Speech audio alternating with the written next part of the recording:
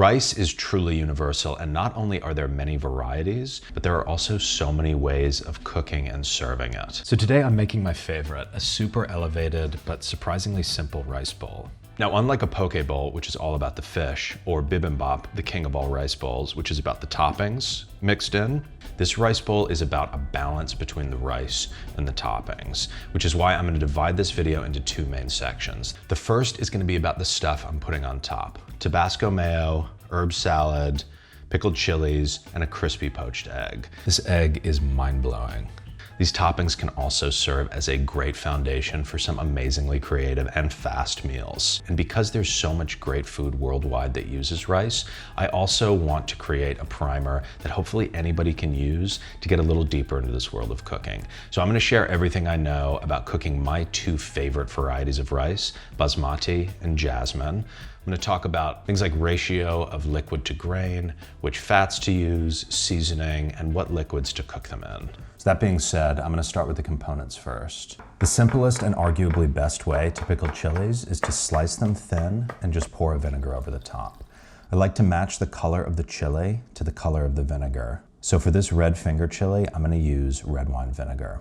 And you need to let them pickle for at least 30 minutes. This Tabasco Mayo is simple and delicious. Into a food processor, I'm adding 3 egg yolks, 3.5 ounces of blood orange juice, 1 ounce of Tabasco sauce, 2 teaspoons of salt, and with the machine running, I'm drizzling in 750 milliliters of grapeseed oil. And then right at the end, I'm just pulsing in a teaspoon of hot chili powder. This tastes spectacular. It's really good.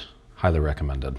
One of my favorite ways to layer flavor onto anything is to add fresh herbs. For this rice bowl, I'm gonna do a really classic little herb salad, which in this case is gonna be fresh parsley, Thai basil. It's really simple. We're just gonna take some of the leaves and just toss them together. It's gonna be delightful.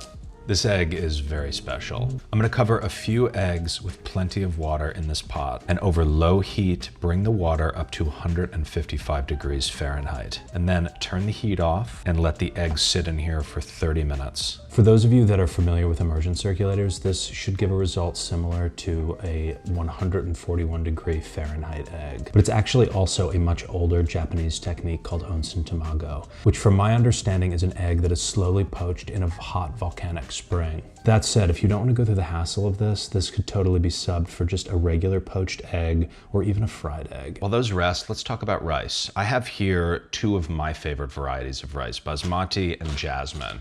These aren't only my favorites, these are also some of the most popular worldwide. They're both called aromatic rices, but they have a lot of differences. So let's start talking about the Basmati. This particular bag is from India.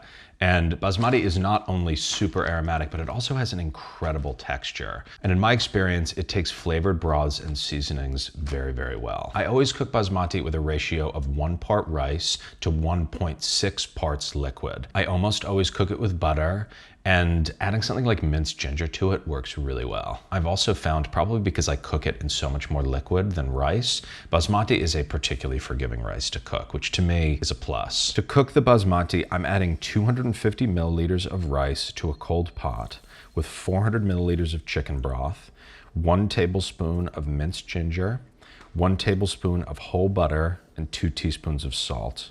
Then you're gonna bring this to a rolling boil, put a lid on, turn the heat down to low, and cook it until it's just tender. This took about 12 minutes. And it smells really nice. The second one is Jasmine, which is also an aromatic rice that originates in Thailand. It also smells amazing, and it is stickier than Basmati rice, so it'll clump together more. I always cook Jasmine equal parts rice to liquid, and I only ever cook it with water, with some salt and a little bit of neutral oil. And cooking Jasmine rice can be extremely challenging.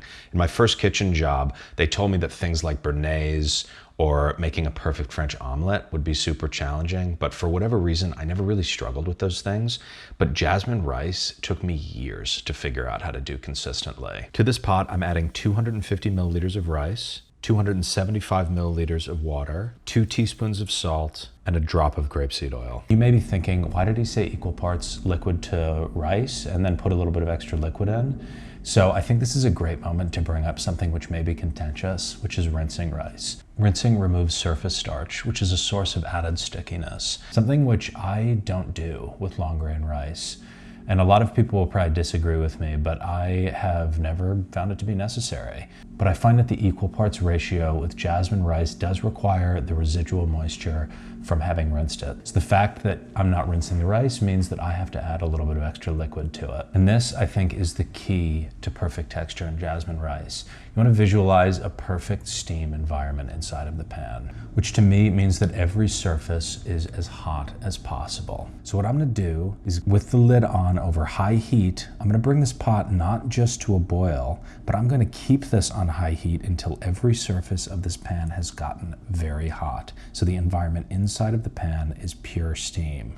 The best way I've found to decide when it's ready is when the handle on the lid on top is too hot to touch. And then you want to put the pot onto the absolute lowest temperature that you can and cook it until the rice is just tender, but still with some good chew. Hopefully those tips will help you up your jasmine rice game. I find it to be weirdly rewarding. Time for the most exciting part. Let's do this egg and then wrap it up. I'm gonna use a slotted spoon to crack it and drain off the extra white, and then bury it in panko breadcrumbs. You should let this sit in there for at least 30 minutes. When it's ready, fry it in 400-degree oil until it's crispy, and season it with salt.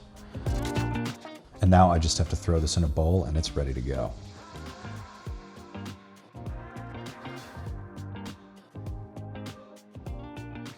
This bowl is all about textures and flavors, so I did plate this, but the whole point of this type of rice bowl is to mix everything together.